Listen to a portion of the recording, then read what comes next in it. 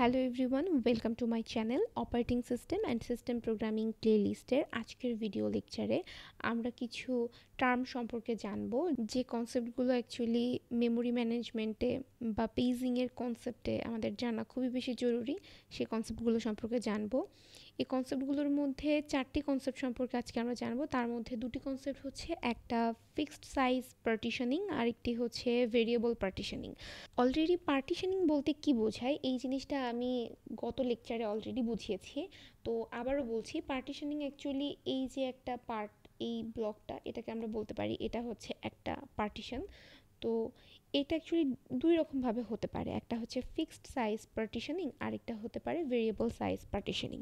Fixed size partitioning কিভাবে, যদি এরকম হয় ব্যাপারটা যে এই যে পার্টিশনটা আছে এইটা হচ্ছে 8 MB হবে এবং বাকি যতগুলো আছে এই সবগুলোর সাইজও ঠিক এরকমই হবে, 8 মেগাবাইট, 8 মেগাবাইট অ্যান্ড 8 মেগাবাইট। এটা অ্যাকচুয়ালি একটা fixed size partitioning. That means এই মেমোরি ব্লকের মধ্যে যতগুলো পার্টিশন থাকবে প্রত্যেকটার সাইজ কত হবে এটা ফিক্সড। সেটা হতে পারে 8 বা সেটা হতে পারে 10, সেটা হতে পারে 100, হোয়াট এভার, যেটাই হোক না কেন সেটা ফিক্সড থাকবে এবং সবগুলোর জন্য ফিক্সড থাকবে। এটাকে আমরা বলছি ফিক্সড সাইজ পার্টিশনিং। এবার যদি ভেরিয়েবল পার্টিশনিং নিয়ে চিন্তা করি, সেটা হচ্ছে এখানে ফিক্সড বলতে কিছু নেই যেই প্রত্যেকটা পার্টিশন 8 মেগাবাইট হতে হবে, এরকম কিছু নেই। হতে পারে এটা 8 মেগাবাইট, দেন হতে পারে এটা 10, অ্যান্ড এটা হতে পারে 5, অর মেবি এটা হতে পারে 6। তো এটা হচ্ছে ভেরিয়েবল পার্টিশনিং। এখানে ফিক্সড কোনো কিছু থাকবে না, একটা পার্টিশনের সাইজ কতটুকু হবে এটা নিয়ে অ্যাকচুয়ালি কোনো ডিসকাশন হবে না। তো that's called variable partitioning and fixed পার্টিশনিংয়ে and fixed size partitioning actually প্রত্যেকটার সাইজ ফিক্সড থাকবে।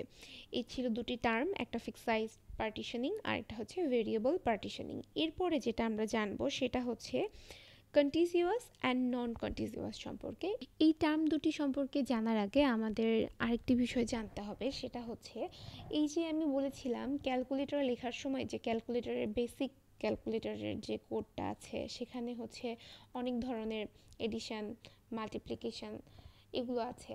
তো এখানকার মধ্যে এই যে আমি যদি ধরি যে এডিশনের যে কোডটুকু সেটা ধরলাম এখানে আছে, মাইনাসের কোডটুকু এখানে আছে, এটা মাল্টিপ্লিকেশন, এটা ডিভিশন, রাইট। এখানে যেটা হয়েছে এই কোডগুলো একটা স্পেসিফিক পার্টিশনিংয়ের মধ্যেই কিন্তু আছে, রাইট। কন্টিজিউয়াস এবং নন কন্টিজিউয়াস এই ব্যাপারটা আরেকটু ক্লিয়ারভাবে বোঝার জন্য আমরা এই এক্সাম্পলটা আরেকটু ব্রডলি দেখতে পারি। সেটা হচ্ছে আমরা ধরে নিচ্ছি এডিশনের টোটাল কোড 10 মেগাবাইট ইউজ করছে, সাবস্ট্রাকশন ইউজ করছে 6 মেগাবাইট, অ্যান্ড মাল্টিপ্লিকেশন ইউজ করছে like 7 megabyte, and division use করছে 5 মেগাবাইট। ওকে, এবার যেটা হচ্ছে আমাদের প্রত্যেকটা পার্টিশনিংয়ের সাইজ হবে 8 মেগাবাইট করে, এটা ফিক্সড করে দেয়া আছে, রাইট। এবার যেটা হবে এডিশনের তো টোটাল 10 মেগাবাইট দরকার, তো 10 MB যে ওর দরকার, 10 MB ফাঁকা আছে এরকম কোনো পার্টিশনিং তো নেই, আছে কত, 8। তাহলে 8 মেগাবাইটের এই প্লেসে এডিশনের যে কোডটা পসিবল সেটা চলে গেল।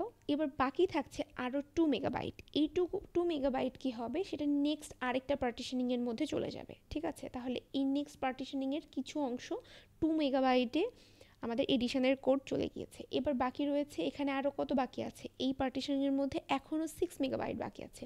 তাহলে এখানে ইজিলি এই মাইনাসের এই কোডটা আমরা রাখতে পারি, অ্যান্ড মাল্টিপ্লিকেশনের কোড এখানে আমরা 7 রাখতে পারি, অ্যান্ড ডিভিশনের কোড এখানে আমরা 5 রাখতে পারি। ওকে, এবার যেটা আসছে সেটা হচ্ছে এখানে কি হয়েছে, এখানে কোডগুলো ব্রেকডাউন হয়েছে। এডিশনের যে কোড ছিল সেই কোডটা ব্রেকডাউন হয়ে অন্য আরেকটা পার্টিশনিংয়ের মধ্যে চলে গিয়েছে। দ্যাটস দ্য রিজন এটাকে আমরা বলছি নন কন্টিজিউয়াস। কিন্তু যদি এরকম হতো এই প্রত্যেকটা সাইজ হচ্ছে 10 মেগাবাইট করে, এক্ষেত্রে কি হবে, এডিশন কিন্তু টোটালি 10 মেগাবাইট, 10 মেগাবাইটের একটা পেজ বা একটা পার্টিশন পেয়ে গিয়েছে। তারপর এখানে আসছে সাবস্ট্রাকশন, দেন মাল্টিপ্লিকেশন, দেন ডিভিশন। তো এখানে যেটা হয়েছে, এখানে কোনো কোড বা কোনো কিছুর ব্রেকডাউন হয়নি, দ্যাট মিন্স এখানে আমরা এটাকে বলতে পারি এটা হচ্ছে কন্টিজিউয়াস। দ্যাট মিন্স আমরা এটাকে বলতে পারি এটা হচ্ছে কন্টিজিউয়াস, যেহেতু এখানে কোনো ব্রেকডাউন হয়নি। আর যেখানে ব্রেকডাউন হয়েছে সেটাকে আমরা বলতে পারি নন কন্টিজিউয়াস। আশা করি বোঝাতে পেরেছি। এরপরেও আপনাদের যদি কোনো সমস্যা থেকে থাকে আমাকে ইমেল করতে পারেন অথবা আমাকে জানাতে পারেন কমেন্ট করে। এছাড়াও আপনাদের যদি কোনো পরামর্শ দেওয়ার থেকে থাকে নিশ্চয়ই জানাতে ভুলবেন না, আমি সে অনুযায়ী পরবর্তী ভিডিওগুলো মেক করার ট্রাই করব।